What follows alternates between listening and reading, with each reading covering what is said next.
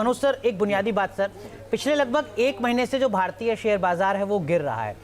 ऐसा माना जा रहा है कि लगभग 10-15 लाख करोड़ रुपए निवेशकों का डूब गया है। अलग अलग पहलू बताए जा रहे हैं, उसमें एक पहलू यूएस का इलेक्शन भी है कि देखिए वो रिजल्ट अपने आप में एक बड़ा फैक्टर है। क्या आपको भी ऐसा लगता है, और नतीजों के बाद क्या स्थितियां सुधरेंगी अगर ट्रंप साहब आते हैं तो, या हैरिस आती हैं तो, और क्या सेक्टर वाइज बदलाव देखने को मिलेगा? देखिए, ऐसा है कि अगर आज हम देखें तो हमें ये नहीं मालूम, मतलब एक दिन अभी इलेक्शन शुरू हुआ है और हमें ये नहीं मालूम कि कल जब रिजल्ट आएंगे तब उस समय ट्रंप प्रेसिडेंट बनेगी या हैरिस बनेगी। तो ऐसे में शेयर मार्केट क्यों डूबा, ये मेरे को आज तक ये जो चीज़ है मुझे समझ नहीं आई। पर ये बात फैक्ट है कि कल इंडियन शेयर मार्केट डूबा था, जापानीज शेयर मार्केट डूबा था, चाइना को छोड़ के एशिया के सारे शेयर मार्केट डूबे थे जी। अगर अब हम देखें, अगर अभी हम इंडिया पर ही फोकस करें, आप देखेगा कि इंडिया आज की डेट में वर्ल्ड की लार्जेस्ट ग्रोइंग इकोनॉमी है। $4 ट्रिलियन इकोनॉमी हम इस साल हो जाएंगे जी। तो हमारी एक इम्पोर्टेंस बहुत ज़्यादा है। इंडिया और अमेरिका के बीच में जो ट्रेड है वो $191 बिलियन का ट्रेड 2023 था। तो वो जो ट्रेड था तो इसमें जो बैलेंस ऑफ ट्रेड है वो इंडिया के फेवर में मेरे ख्याल से $30-35 बिलियन के करीब है जी। अब ट्रंप के आने से हमें नुकसान क्या हो सकता है? ट्रंप जो अपने इलेक्शन स्पीच में 2016 में भी बोला था, 20 में भी बोला था और अभी भी उन्होंने कहा है, वो ये है कि भाई हम इंडिया के ऊपर टैरिफ इंक्रीज करेंगे।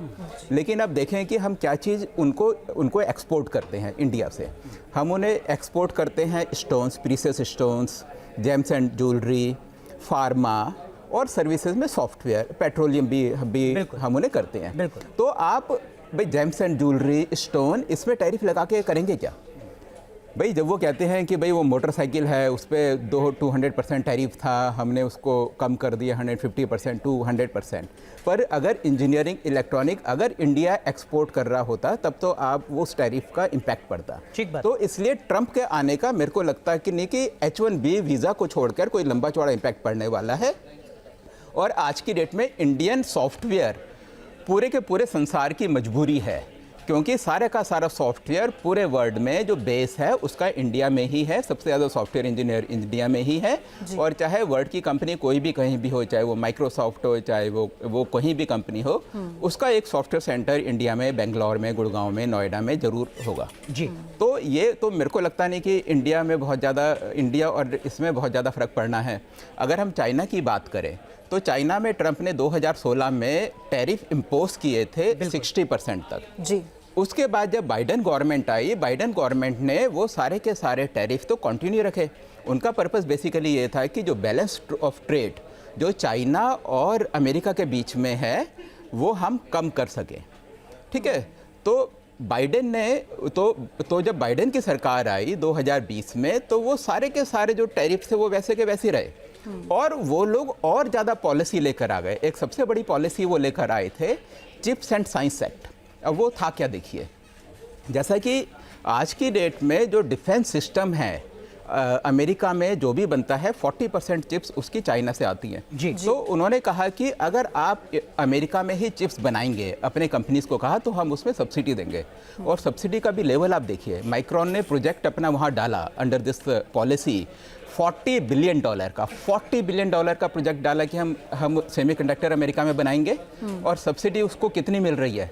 $38 बिलियन।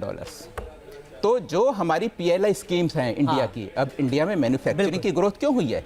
इंडिया में मैन्युफैक्चरिंग की ग्रोथ हुआ है, PLI बहुत बड़ा फैक्टर है। और आप देखिएगा कि वहाँ वो PLI के ही इक्विवेलेंट है, लेकिन वहाँ कितनी ज़्यादा सब्सिडी है? $40 बिलियन में $38 बिलियन सरकार तो सरकार वहाँ दे रही है। और किस तरीके से वो लोग अपने इंडस्ट्री को सपोर्ट कर रहे हैं।